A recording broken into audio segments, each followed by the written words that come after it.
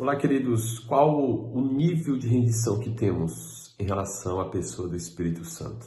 As conexões, as experiências, as atmosferas, o ambiente onde ele tem prazer em estar e onde sua presença se torna palpável.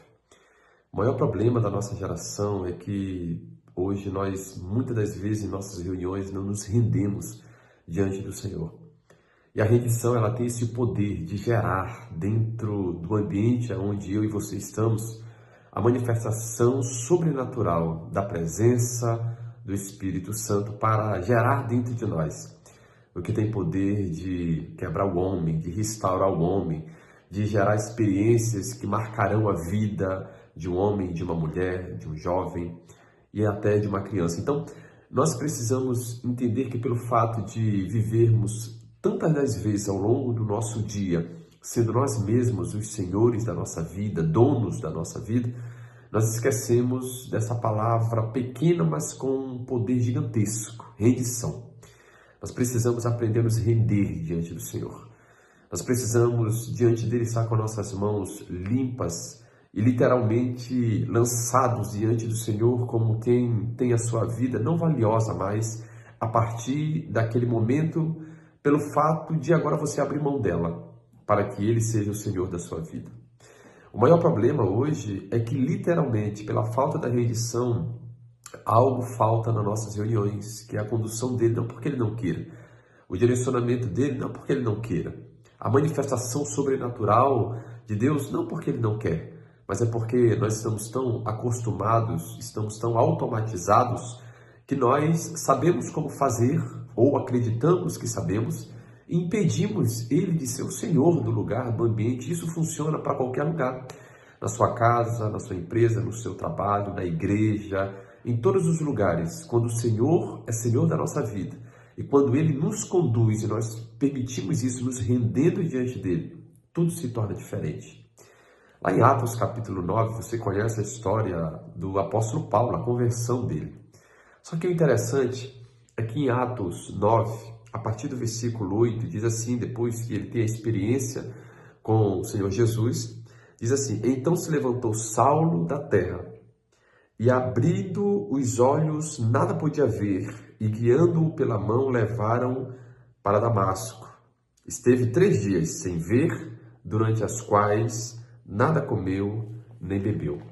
Você percebe que num tempo em que o apóstolo Paulo tinha controle das suas decisões, da sua vida, ele andava pelo que enxergava, ele vivia segundo os seus conceitos, a sua religiosidade, os ensinos que ele recebeu, ele andou e praticamente desobedeceu em tudo a Deus, por mais que ele acreditava estar obedecendo ou fazendo a vontade de Deus.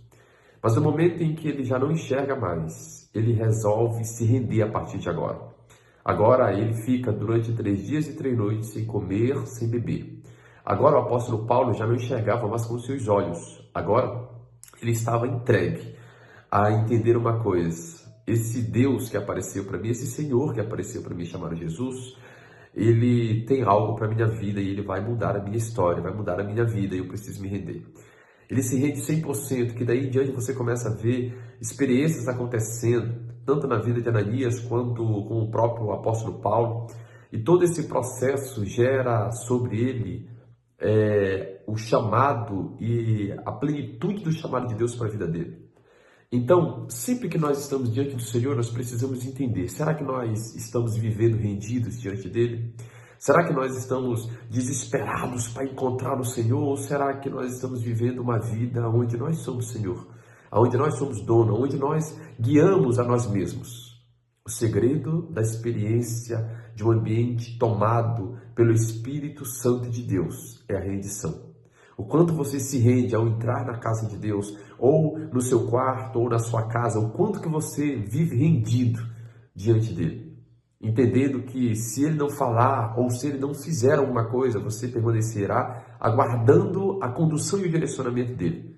Na igreja, quando você chega ali, às vezes gastamos tempo conversando com um, dialogando com o outro, jogando conversa fora, quando deveríamos já entrar naquele ambiente e entender: eu vou me render 100%, pode ser a última vez.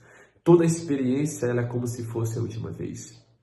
Ontem Nós estávamos em uma de nossas reuniões que nós temos aqui na cidade, da nossa igreja, e nós fomos visitados, como sempre temos sido visitados, mas hoje foi diferente. Eu estava falando com a igreja, falando com as pessoas ali presentes, que toda reunião ela tem uma unção única e diferente. E nós não podemos perder a oportunidade desta unção ser tão maravilhosa e nós simplesmente sermos tomados, envolvidos por ela e perdemos essa oportunidade. Nós nos rendemos, foram horas debaixo de uma rendição, da experiência do Espírito sobre nós tocando. E assim, as lágrimas, as palavras proféticas, os direcionamentos do Senhor foram tão reais naquele lugar. Mas quando isso acontece, quando corações estão rendidos, quando corações literalmente entendem, pode ser a última vez.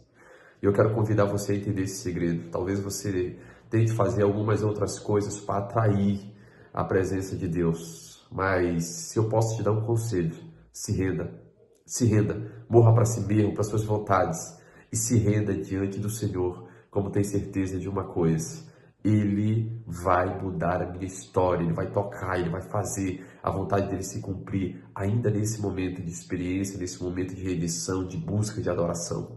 E ainda que Ele não faça nada, mas você se rendeu, você está sendo treinado para literalmente deixar de ser o Senhor da tua própria vida. A rendição, ela é a chave da presença. A rendição, ela é a chave da manifestação de um Deus tão poderoso que vê no ambiente, vê em pessoas a liberdade para que Ele venha, faça morada e ali habite. Se entregue ao Senhor. Que os seus dias de busca, que os seus momentos de adoração pelo Senhor jamais sejam os mesmos de hoje em diante, porque você está entendendo agora o princípio de se render, porque ele gera a presença de Deus. Que Deus te abençoe e que você possa buscá-lo com fome e sede até encontrá-lo. Em nome de Cristo Jesus. Deus abençoe. Tchau, tchau.